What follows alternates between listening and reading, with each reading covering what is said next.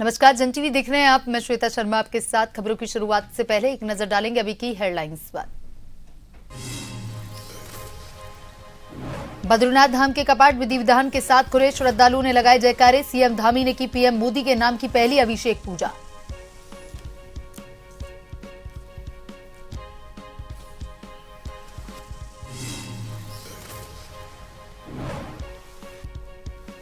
नैनीताल सांसद अजय भट्ट का बयान। अंकिता भंडारी हत्याकांड के हत्यारों को सजा दिलाने में सीएम धामी ने नहीं छोड़ी कसर। आंगनबाड़ी कार्यकर्ताओं की मांग पर सरकार कर रही विचार।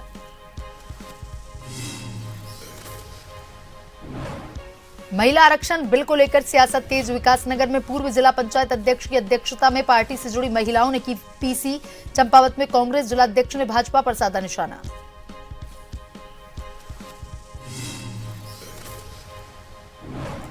विकासनगर में अतिक्रमण के खिलाफ प्रशासन की सख्ती। अवैध निर्माण पर चला बुलडोजर। प्रशासन ने दी चेतावनी, आगे भी ऐसे मामलों में कार्रवाई रहेगी जारी।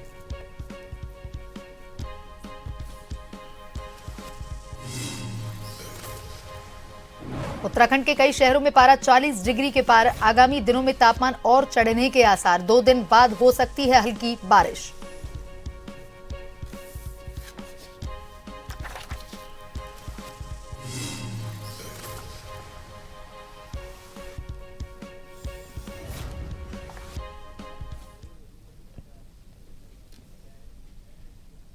और अब खबरें विस्तार से। भगवान श्री बद्रीनाथ के कपाट आज सुबह 6:15 पर विधि विधान एवं वैदिक मंत्रोच्चारण के साथ ग्रीष्मकाल हेतु दर्शनार्थियों के लिए खोल दिए गए। कपाट खुलते ही पूरा बद्रीनाथ धाम भक्ति और श्रद्धा के भाव से सराबोर हो उठा और इस पावन अवसर पर देश विदेश से पहुंचे लगभग 15,000 श्रद्धालुओं ने भगवान बद्री विशाल एवं अखंड ज्योति के दर्शन कर पुण्य लाभ अर्जित किया। मुख्यमंत्री पुष्कर सिंह धामी ने कपाट उद्घाटन के शुभ अवसर पर प्रधानमंत्री नरेंद्र मोदी के नाम से पहली महाअभिषेक पूजा संपन्न कर देश प्रदेश की सुख समृद्धि खुशहाली की कामना की। इस दौरान मुख्यमंत्री ने मंदिर परिसर स्थित लक्ष्मी मंदिर, गणेश मंदिर, आदिगुरु शंकराचार्य गद्दी सहित अन्य मंदिरों में विधिवत पूजा अर्चना की। मुख्यमंत्री ने धाम पहुंचे तीर्थयात्रियों का आत्मीय स्वागत अभिनंदन करते हुए यात्रा व्यवस्थाओं का फीडबैक लिया। कपाट खुलने के इस ऐतिहासिक अवसर पर माणा एवं बावणी गांव की महिलाओं ने पारंपरिक जागरों के साथ मंदिर प्रांगण में झुमेलो नृत्य प्रस्तुत किया। मुख्यमंत्री पुष्कर सिंह धामी ने धाम में संचालित भंडारों का रिबन काटकर शुभारंभ किया। श्रद्धालुओं के साथ प्रसाद ग्रहण किया।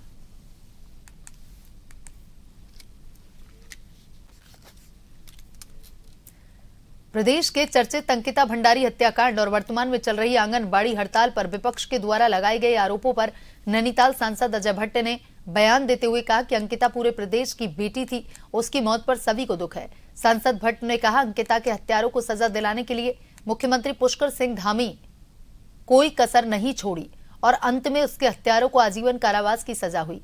साथ ही मुख्यमंत्री के द्वारा सीबीआई जांच भी मामले में करवाई जा रही है, जो जारी है। किसी भी आरोपी को छोड़ा नहीं जाएगा। उन्होंने कहा, मामले को सरकार ने काफी गंभीरता से लिया। वर्तमान में आंगनबाड़ी कार्यकर्ताओं की सरकार का एक महत्वपूर्ण अंग है। उनकी हड़ताल काफी लंबे समय से जारी है। कहा, सरकार उनकी मांगों पर गंभीरता से विचार कर रही है। उनकी मांगों पर भी समाधान निकाला जाएगा। उन्होंने कहा, इन मामलों पर विपक्ष व्यर्थ की राजनीति कर रहा है। हम सब दुखी हैं उसमें, चाहे कोई कुछ भी कहे, हम लोग सब दुखी हैं। हमारी प्रेस में तो 30-35 साल तो मैंने भी पत्रकारिता करी है। मैं कॉलम भी लिखता था नेशनल पेपर में, तो उसमें मैं सब चीजें जानता हूं कि सब मित्रों का सहयोग भी रहा है। मुझे एक चीज बताइए, कोई चीज साबित हो गई, आजीवन कारावास हो गया, सुप्रीम कोर्ट में आप गए हैं, हमको छोड़ दो, बचा दो, छोड़ तो नहीं जा सकते हैं कि हमें गलत फंसाया गया। एक एक चीज सारी हो गई है, तो उस चीज में कहां पर फिर कमी आई? अगर चीज कमी नहीं आती है, सीबीआई इंक्वायरी सारी चीजें वो भी हो गई, लेकिन सीबीआई इंक्वायरी भी पहले वहां आती है कि जहां पर पकड़ा ही ना जाए। यहां तो पकड़े गए ना लोग, सारे लोग जिन पर था पकड़े गए।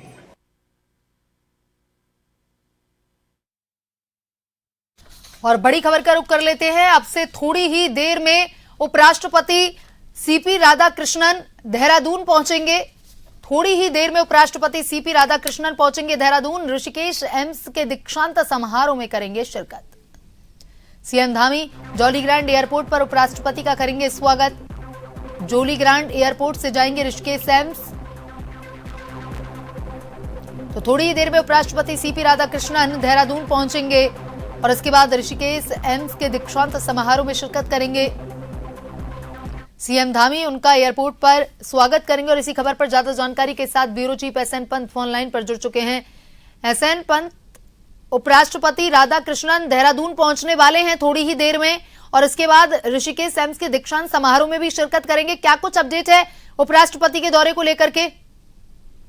बिल्कुल, आपको बताना चाहूंगा कुछ देर के बाद जॉलीग्रांट एयरपोर्ट पर देश के उपराष्ट्रपति पहुंचेंगे और उसको बाकायदा रिसीव करने के लिए उत्तराखंड के मुख्यमंत्री पुष्कर सिंह धामी अभी जॉलीग्रांट एयरपोर्ट पहुंचने वाले हैं और वहां पर वो उपराष्ट्रपति का उनका स्वागत करेंगे और साथ ही साथ सड़क मार्ग से होते हुए उपराष्ट्रपति का काफिला ऋषिकेश एम्स पहुंचेगा। जो कार्यक्रम आज दीक्षांत समारोह ऋषिकेश एम्स में है, दीक्षांत समारोह में जो प्रतिभागी प्रतिभाग करेंगे उनको उपराष्ट्रपति के हाथों आज सम्मानित भी किया जाएगा। एक संबोधन भी उपराष्ट्रपति के जरिए किया जाएगा और ऋषिकेश एम्स में आज दीक्षांत समारोह कार्यक्रम है जिसमें बतौर मुख्य अतिथि देश के उपराष्ट्रपति राधाकृष्णन पहुंचेंगे। जी एसएन पंत, तमाम जानकारी के लिए धन्यवाद। तो थोड़ी देर में उपराष्ट्रपति सीपी राधाकृष्णन देहरादून पहुंचेंगे, ऋषिकेश एम्स के दीक्षांत समारोह में भी भाग लेंगे। सीएम धामी एयरपोर्ट पर जाएंगे, उपराष्ट्रपति का स्वागत करेंगे।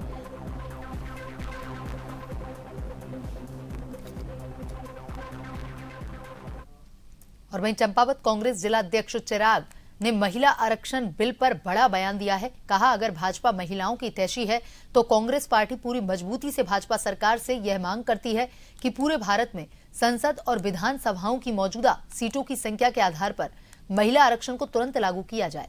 हम महिला आरक्षण को परिसीमन से जोड़ने और लोकसभा सीटों की संख्या बढ़ाने की कोशिशों का कड़ा विरोध करते हैं। ऐसा करने से छोटे राज्यों को भारी नुकसान होगा और देश का संघीय ढांचा बिगड़ जाएगा। चिराग ने कहा, यह साफ है कि भाजपा इस प्रक्रिया में जानबूझकर के देरी कर इस मुद्दे का इस्तेमाल प्रोपेगेंडा के तौर पर करना चाहती है और अपना छिपा हुआ राजनीतिक एजेंडा चला रही है। ये जो पार्टी खुद महिला विरोधी है, जो खुद जिसके नेता अंकिता भंडारी के केस में संलिप्त हैं, वही लोग कांग्रेस के ऊपर आरोप लगा रहे हैं। कांग्रेस एक ऐसी पार्टी है जिसने इस देश को महिला प्रधानमंत्री दी, महिला राष्ट्रपति दी, महिला स्पीकर दी और हमेशा महिलाओं के हित के लिए पार्टी महिलाओं के लिए, महिलाओं के साथ खड़ी रहती है, महिलाओं के हित के लिए। और भारतीय जनता पार्टी अपनी राजनीति सीखने के लिए, अपनी राजनीति करने के लिए वो महिलाओं को ढाल बना के अपनी राजनीति करना चाहती है। और मैं उन महिला नेत्रियों से भी कहना चाहता हूँ, हमारे जनपद में हो, चाहे प्रदेश में हो या देश में हो, अंकिता भंडारी जो केस था उस पर ये भाजपा की नेताओं ने, भाजपा की हमारी नेत्रियों ने बिल्कुल कोई शब्द नहीं बोले। अगर वो महिलाओं के साथ थी तो उन्होंने अंकिता भंडारी में भी कुछ बोलना चाहिए था। विकासनगर के कृपा कॉम्प्लेक्स में महिला आरक्षण बिल को लेकर के सियासत तेज हो गई है। पूर्व जिला पंचायत अध्यक्ष मधु चौहान की अध्यक्षता में पार्टी से जुड़ी महिलाओं ने प्रेस वार्ता कर केंद्र सरकार के प्रयासों और विपक्ष के रुख पर सवाल उठाए हैं। प्रेस वार्ता के दौरान मधु चौहान ने बताया कि 16 अप्रैल को केंद्र सरकार ने लोकसभा में 3 अहम विधेयक पेश किए थे, जिनका उद्देश्य वर्ष 2023 में पारित महिला आरक्षण बिल को प्रभावी तरीके से लागू करना और परिसीमन की प्रक्रिया को सुव्यवस्थित करना था।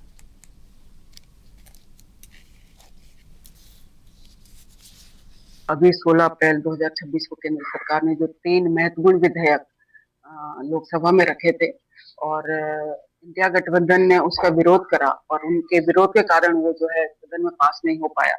बहुत महत्वपूर्ण विषय वहां पर थे।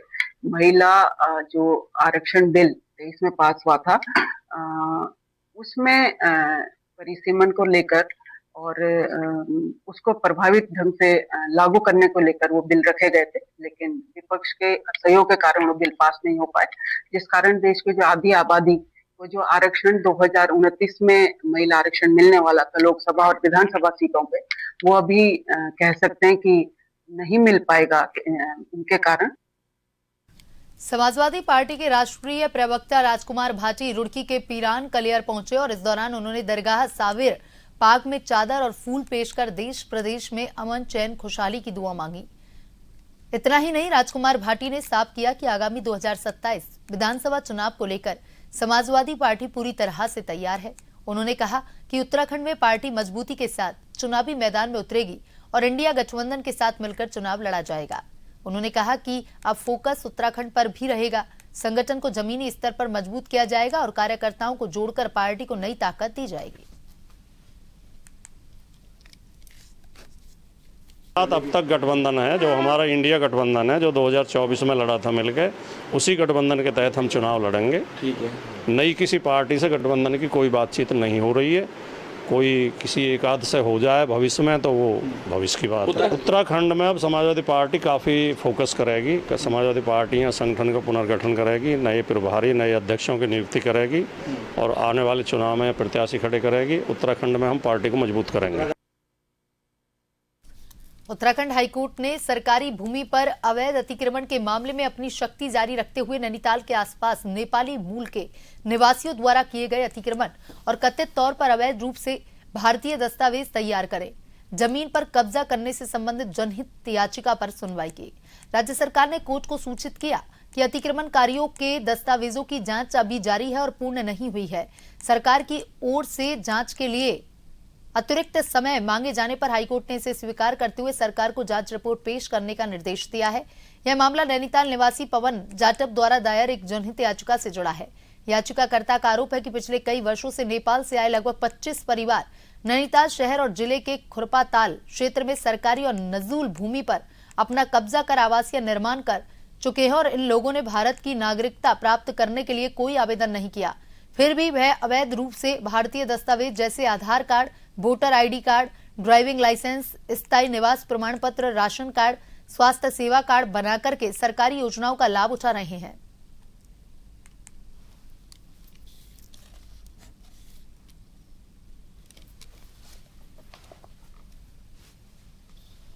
ब्रेक के बाद एक बार फिर से आपका स्वागत है। ये बढ़ते हैं खबरों की तरफ। विकासनगर में अतिक्रमण के खिलाफ प्रशासन का सख्त रुख देखने को मिला है, जहां चुंगी क्षेत्र में एक दुकानदार द्वारा नेशनल हाईवे तक बनाए गए अवैध निर्माण पर बुलडोजर चला दिया गया। दरअसल दुकानदारों ने रातों रात पक्का सीमेंटेड रैंप बनाकर के न सिर्फ फुटपाथ बल्कि हाईवे की जमीन पर भी कब्जा किया। जैसे ही इस अतिक्रमण की जानकारी नगर पालिका को मिली, टीम ने मौके पर पहुंचकर तुरंत कार्रवाई की और पूरे अवैध निर्माण को मलबे में तब्दील कर दिया। प्रशासन ने स्पष्ट चेतावनी दी है कि शहर में सरकारी जमीन और सड़कों पर किसी भी तरह का अतिक्रमण अब बर्दाश्त नहीं किया जाएगा और आगे भी ऐसे मामलों में सख्त कार्रवाई जारी रहेगी।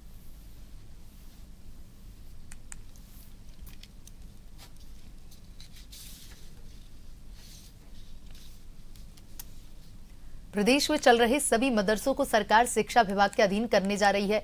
बुधवार को हरिद्वार में अल्पसंख्यक कल्याण मंत्री खजान दास ने तमाम मदरसा संचालकों से मुलाकात कर अपनी व्यवहारिक समस्याओं को रखा। राज्य अतिथि गृह डाम कोठी में आयोजित मीटिंग में बसपा विधायक मोहम्मद शहजाद की अगुवाई में हरिद्वार और देहरादून जिले के दर्जनों मदरसा और अन्य इस्लामिक संगठनों के प्रतिनिधियों ने मंत्री खजान दास से मुलाकात की और इस दौरान मदरसा बोर्ड भंग किए जाने के बाद मदरसों को शिक्षा विभाग से संबंधित किए जाने के कई बिंदुओं पर चर्चा हुई। मदरसों के मौलानाओं और अन्य इस्लामिक धर्मगुरुओं ने कहा कि उन्हें मदरसे में आधुनिक शिक्षा पढ़ाने में कोई ऐतराज नहीं, उनकी धार्मिक शिक्षा में कोई हस्तक्षेप न किया जाए।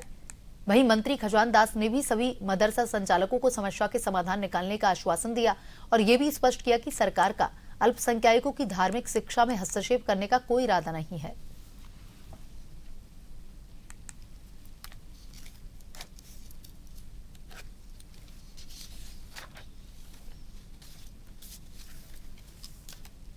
हमारी जो शंकाएं थी, जो आशंकाएं थी, जो प्राधिकरण का जो एक्ट बना है और उसमें जो चीज़ों की हमें कमियां लगी थी उनको हमने इंगित किया है, उनको एक लिखित में पत्र दिया है। उनकी तरफ से आश्वासन मिला है कि हम उस पर सकारात्मक बात करेंगे और जो भी उचित होगा समाज हित में उसको किया जाएगा। व्यावहारिक समस्या ये आती है कि पहले हमें स्कूल एजुकेशन से मान्यता लेनी होगी, उसके बाद प्राधिकरण से लेनी होगी। व्यावहारिक समस्या है कि टाइम टेबल में मदरसे का टाइम टेबल भिन्न है और स्कूल का टाइम टेबल भिन्न है, तो उसमें आपस में सामंजस्य कैसे बनाया जाएगा। दो संस्थाओं से मान्यता लेनी होगी, उसके रूल और रेगुलेशन अलग हैं, इनके रूल और रेगुलेशन अलग हैं, उनको कैसे मैनेज करेंगे इस मदरसे वाले। माननीय मंत्री जी ने भी और माननीय सचिव साहब ने भी कहा है कि जो आपका धार्मिक सिलेबस है उसमें सरकार कोई दखल अंदाजी नहीं करना चाहती। जैसे आप पहले पढ़ा रहे थे, आगे भी आप उसको पढ़ाते रहिएगा। तो जो एक भ्रम पैदा किया जा रहा है कि 1 जुलाई के बाद सब धार्मिक संस्थाएं बंद कर दी जाएंगी, उसे लेकर के माननीय मंत्री खजानदास जी और ये मधुकर धाके जी जो सचिव अल्पसंख्यक के, इनसे बात करनी थी। उस पर काफी बातें हुई है और काफी कुछ हल भी निकला है। एक दौर की फिर बात होंगी। पहले से पढ़ा रहे, हम तो उसे पहले से पढ़ा रहे। इक्कड़ मारा मदरसा हाई स्कूल की मान्यता है, उसे भी पढ़ा रहे, धार्मिक भी पढ़ा रहे। हम ये कह रहे हैं, अस्तित्व में तो है ना, वो तो हम ये कह रहे हैं मदरसा बोर्ड 10 बार बंद कर ले, दूसरे बोर्ड 50 बार बंद कर ले।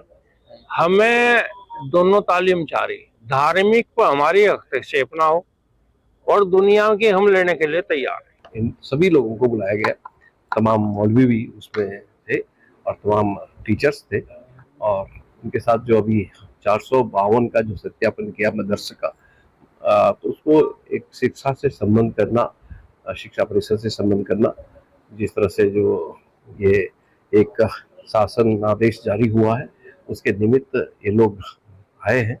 कुछ लोगों ने पंजीकृत अपना किया है और बहुत सारे लोगों ने अभी नहीं किया है। इसलिए जो शंकाएं थी उनके मन में, उस शंकाओं को दूर करने का काम हमने यहाँ पर किया है। और विशेषकर अब हमने एक बैठक पुनः आहूत की जाएगी, और जिसमें कुल मिलाकर के हमारे जो अल्पसंख्यक समाज के जो वरिष्ठ लीडर्स हैं और हमारे अधिकारी और शिक्षा विभाग से संबंधित अधिकारी, संयुक्त रूप से एक बैठक होगी। जो शंका होगी उसका समाधान किया जाएगा। और वहीं उत्तराखंड के 3 जिले नैनीताल, उधम सिंह नगर, हरिद्वार के 10 शहरों का तापमान 40 डिग्री सेल्सियस के पार चला गया।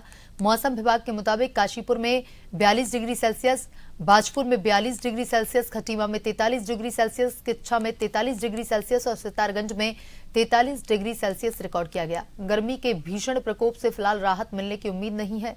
मौसम विज्ञान केंद्र ने इसे लेकर पूर्व अनुमान जारी किया, जिसके अनुसार मैदानी क्षेत्रों में आगामी दिनों में 3 डिग्री तक तापमान बढ़ने की संभावना है। ऐसे पारा अभी से 40 डिग्री के पार पहुंचने की स्थिति बन रही है।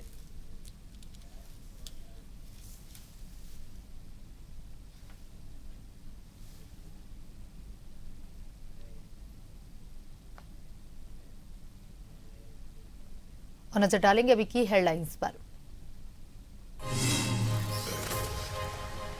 बद्रीनाथ धाम के कपाट विधि विधान के साथ खुले, श्रद्धालुओं ने लगाए जयकारे। सीएम धामी ने की पीएम मोदी के नाम की पहली अभिषेक पूजा।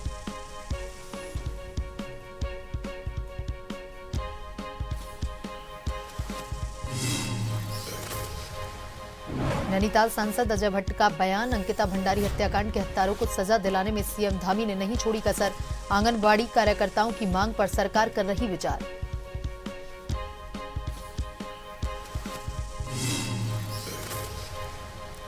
महिला आरक्षण बिल को लेकर सियासत तेज, विकासनगर में पूर्व जिला पंचायत अध्यक्ष की अध्यक्षता में पार्टी से जुड़ी महिलाओं ने की पीसी। चंपावत में कांग्रेस जिला अध्यक्ष ने भाजपा पर साधा निशाना।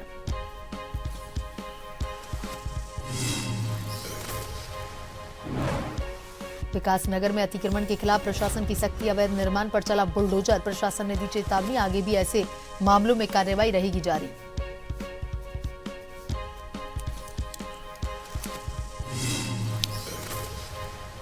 उत्तराखंड के कई शहरों में पारा 40 डिग्री के पार, आगामी दिनों में तापमान और चढ़ने के आसार, 2 दिन बाद हो सकती है हल्की बारिश।